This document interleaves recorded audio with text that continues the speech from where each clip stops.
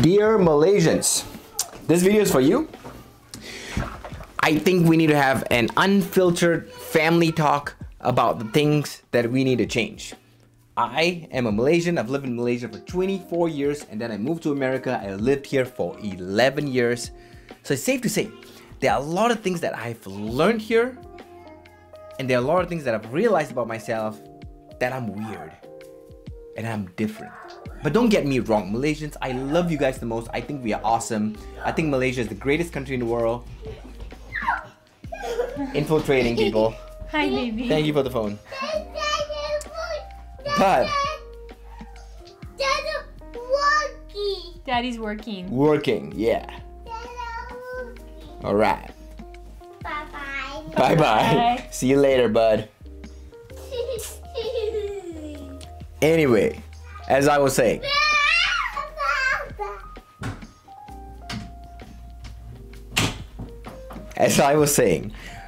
We're weird, we need to change, but we need to acknowledge that before changing, alright? Okay, I'm not saying that I'm perfect or I've arrived. I'm just saying that I acknowledge that these things are things that I myself do, and I need to change.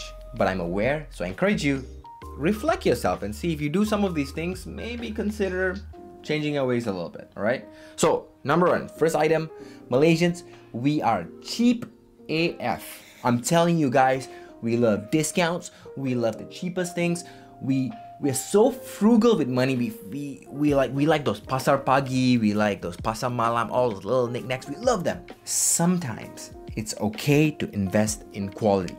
For example, think of how many times you buy a certain thing, cheap thing, something cheap, it gets destroyed, then you buy it again. And then cheap, it gets destroyed, you buy it again. There's a term called cost per wear. Okay? For example, clothing, bags, shoes, you know, there's a cost per wear. If you invest in something a little bit more expensive, I'm not saying branded designer stuff, just something more expensive. Like I have like nice bags out there. I just buy them once and I use them for years and years and years and years. So the cost per wear over time is actually cheaper than if I bought just a crappy bag and it breaks after 3 months. You know what I'm saying? So if you're doing this, consider some things it's okay to invest in quality. Hey fam, I don't know if you know, but in addition to creating long form videos on YouTube and Facebook, we also create short form videos on Instagram and TikTok. On the short form video, we have a professional right here who does all the editing work. I'm not a professional at all, so I need editing tools to help me. There are a lot of tools out there, but my favorite is Filmora. There's awesome visual effects, there's smart templates, and creator editing tools. Some of the best features that I love to use are the speech to text, which creates subtitles automatically with just one click, the auto beat sync, which perfectly syncs the music with the video footage so it goes smoothly, and the denoise, which cuts out any unwanted background sound in the video. Isn't this great, guy? Yeah, it's pretty awesome. Go ahead and download Filmora right now using the link in the description box below. Okay, second thing is food. Food is awesome. Malaysia, we have the best food in the world. Like, I kid you not. Living here, traveling the world, Malaysia #1. But for Malaysian, food means the world. The absolute world, like everything to the point that if you have a bad meal, it ruins your mood for the whole day. That's what I don't understand fully. It's like, it's just one meal, just move on. Like you can have another meal later on. You don't have to let it ruin your entire day there. It still ruins my mood today. That's how I am because I love food so much, but she's right. We have to learn to be like, it's a bad meal, we gotta move on with life. Keep going, you know, it's fine. It's hard. I'm working on myself, but you guys too. Let's try, all right? Okay, so this next one here, Malaysians, we have no filter whatsoever. When someone can come up to you and say like, hey, you know that shirt you're wearing? I think you can get it in a better color. Like that, it's not like, dude, that hurts my feelings a little bit. So I'm not saying like it's a good thing. Sometimes it's good. You can go up to someone, you can be, you know, you can call them out on things. You can tell them like, hey man, you're my friend, I love you, and I want to tell you that the hat you're wearing is bad. A lot of people have told me about my bucket hat, but I still like it, so I still wear it. But anyway, sometimes it's okay when you mean it and you come from a heart that is loving. But sometimes it can be absolutely mean. Like one time, I was in Malaysia, 7 months pregnant, and this lady came up to me and asked me, "Hey, are you pregnant or fat?" Ooh, dang. Like, you don't have to ask for one, but two, you could ask something differently. Like, "Oh, wow, you're glowing." Like, "How many kids do you have?" Or whatnot. Like, you don't have to word it like that. I think Americans are very good at sugarcoating things and making things sound a little bit better. Instead of saying like, "Hey, your shirt's kind of ugly," be like, "Oh, that shirt's really unique on you." Yeah. You know, things like that. Yeah. Or sometimes that thing could be bad. Like, for example, if you ate at the restaurant and someone asks you, "How is this restaurant?" Don't be like, "Oh, it's horrible, don't go there." You can be like, "I ate the nasi lemak. It was really bad. Don't have the nasi lemak. Maybe try the mee goreng. Maybe try their drinks." You know, not everything is horrible, all right? So we can taper things down a little bit. Yeah, or as I like to say, instead of "I hate it, I don't like it," I always say, "It's not my favorite." That's my sugarcoating. Americans. Okay, this next thing, Malaysians. I don't know if it's something we have to change, but like Malaysians, our politics is crap. It's so bad. Like, guys, we get such a bad rap outside of Malaysia because of all the crap with 1MDB, with all the politicians and all the nonsense that's happening.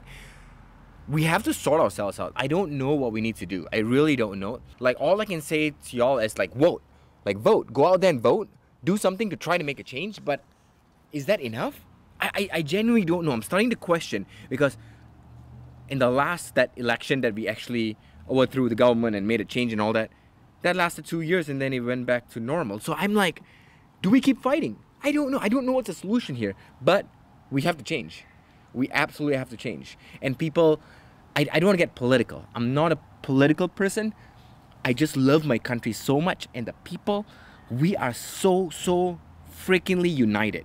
Look at COVID-19, look at the pandemic, and whenever people's in trouble, you see the news, Malaysians are out there supporting one another. We identify ourselves as Malaysians as opposed to Malay, Chinese, Indian. Yes, we all have our ethnicity, but we identify as Malaysians. Okay, this next thing, Malaysians, we need to learn to follow the rules a little bit. Oh my gosh, I think this is my biggest pet peeve, and it stresses me out when I'm in Malaysia, because Americans are very rule oriented. If you go somewhere and there's a queue, or we call a line, people will wait in line properly. But I think a lot of Malaysians have like a Malaysia boleh attitude and will kind of weasel their way around or go through different systems, and it causes more chaos, and that just stresses me out so much. I had to process through this point a lot. I like the Malaysia boleh. I like that there's some things are not so rigid that you can like. I remember when we did the My Sejahtera stuff, I forgot my passport, but the guy still hooked me up and helped me out. I didn't follow the rules, but I still got my way. I got to register for My Sejahtera and all that. But there's some other things that I feel like it's really important. Like bribing. We don't bribe to get away. Like, I know a lot of people use that as a tool because you got money, you got influence, you can get out of things. No. The law needs to be enforced in certain things so that people don't take advantage. Like politicians, see what happened? We need to learn to follow the rules. Okay, so next thing here is work-life balance. That's a very huge thing, and I feel like Malaysians struggle with that so much because it's the expectations of employers or a cultural thing. I don't know, but I remember when I was working in KL, it was expected that you would come in super early and you would leave the latest. That's when you're performing. But no, it shouldn't be that way. Now in America, when I go to work and I go to work whatever time I want and I leave whatever time I want generally, you know, but as long as I get my work done and I do it well, I'm good. So I have such a good work-life balance. I don't have the expectation that I need to stay till late. I need to impress my boss. I don't have that. And I get to do things. I get to live my life with my family. You know, if I'm sick or if I'm traveling, you know, they're understanding. They're like, go do your thing. It's okay. Take your time off. Disconnect from your phone. I know friends in Malaysia, even though we're on vacation with them, they're still on their phone. Taking work calls. Taking work calls. It's your vacation time. You need break. You got your mental health is important. Your family health is important. So my encouragement is Malaysians, it is not easy. And I know you guys need jobs. I know that. A lot of employees are like that. But I think we can start to foster that culture in all of us. We can start being like, you know what? I'm going to show my company and perform to the best. But at the same time, I need them to respect. I need to draw boundaries so they can respect my personal time. We need to draw that boundary somewhere. And employers, if you're watching this, stop that. Stop expecting them to be there for hours and hours. As long as they're doing good work for you, that's all you need them to do, right? Make the change. On Malaysians, we need to change. This is the one that may seem like it's funny. You guys are gonna laugh when we say this, but it actually goes much deeper than you think it is, okay? It is accepting compliments. Malaysians, we are one of the most humble people in the world. And it shows through our actions, it shows through our words, but sometimes we need to learn to accept compliments. If someone comes up to you and say like, hey man, you look good today, like, no lah, I don't look good. Hey man, that food that you cook, that nasi lemak that you cook is so good. No lah, then it's okay only. Like, stop. Just say thank you, accept it. Because what we learned is, Rachel, this girl right here, she's amazing at compliments. Ever since I met her, she's always giving me compliments and it felt so uncomfortable. As an Asian, I'm like, stop. I'm horrible. I'm not that, you know? I don't want to accept that to be myself. But it's okay. It's a way of showing love and appreciation and trying to connect with someone. And I think when somebody doesn't accept a compliment, it hurts the person complimenting's feeling as well, because they're like, oh, they don't trust that I'm telling them the truth. Mm-hmm. They don't want to accept my love that I'm giving them. You have to accept that. If you constantly say, there is a time and place when sometimes you want to be humble, that's okay. But if you constantly are like, no, I'm not this, I'm not that, you're self-deprecating, you are not only hurting yourself, but you're also hurting the person giving you the compliments. As Rachel said, you're calling them a liar. Straight up, unfiltered. That's what you're doing. So it's okay to accept compliments sometimes, and we need to learn that. All right, so Malaysians, this 100%, we have to change. Driving, parking, all the things. There's so much to unpack here. First of all, for driving, there's a lot of cutting. We like to phew.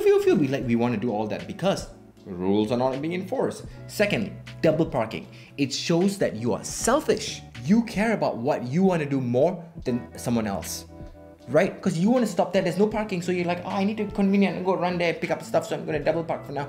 But you have to think about other people. It causes traffic. It causes difficulty for if the other person needs to come up. It's just chaotic. Just stop. Just go. Drive a little further. Find a parking and just walk. It's okay. Right? And there's just so much things we do. Like when I drive here in America, it's such a wonderful experience. Every time I go back to Malaysia and drive right now, I'm so stressed out. As soon as I'm on the road, I'm stressed. So stressful. I'm so stressful. Like why? It's just not needed. If people just follow the rules in driving and just think of others and don't be selfish.